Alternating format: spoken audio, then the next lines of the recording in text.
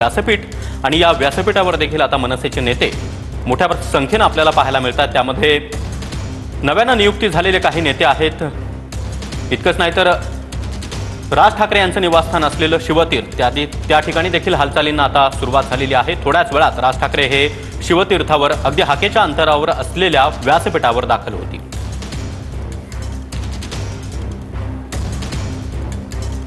मोठ्या प्रमाणात मनसे सैनिकांची जी गर्दी आहे ती आपल्याला शिवाजी पार्कावर पाहायला मिळत आहे। खरं तर राज ठाकरे आगामी स्थानिक स्वराज्य संस्थेबद्दल काय भूमिका घेणार याबद्दल उत्सुकता लागलेली आहे।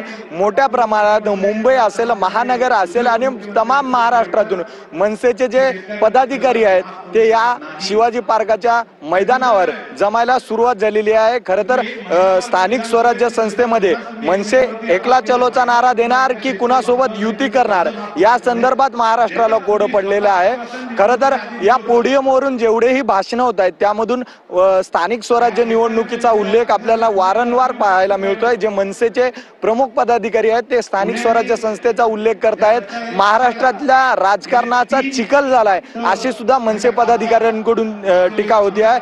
खरं तर कुणाल कामराचा विषय असेल, औरंगजेबच्या कबरीचा विषय असेल, त्यानंतर मग हलाल झटकाचा विषय असेल किंवा कृषी कर्जमाफीचा विषय असेल किंवा मुंबईमधील मराठी माणसावर होणारा जो अन्याय आहे त्या संदर्भात मनसे प्रमुख काय भूमिका घेणार यासाठी सुद्धा मनसे पदाधिकाऱ्यांमध्ये उत्सुकता आपल्याला पाहायला मिळत आहे। शिवाजी पार्काच्या मैदानावर मोठ्या प्रमाणात मनसे पदाधिकारी जमतात। खरं तर आपण जर पाहिलं तर शिवाजी पार्काचं मैदान ज्या साईजचं आहे ते भरण्यासाठी मोठमोठ्या राजकीय पक्षांना कस पडतो। मात्र राज ठाकरे यांच्या एका आदेशावर मोठ्या प्रमाणात मनसे सैनिक आपला गुढीपाडव्याचा सण अर्धवट सोडून सुद्धा शिवाजी पार्कावर जमायला सुरुवात होत आहेत। मनसे प्रमुख आज काय भूमिका घेणार हे संपूर्ण महाराष्ट्र पाहणार आहे आणि कोणावर त्यांची तोफ डागणार हे सुद्धा महाराष्ट्र त्याची उत्सुकता पाहतोय। Camera person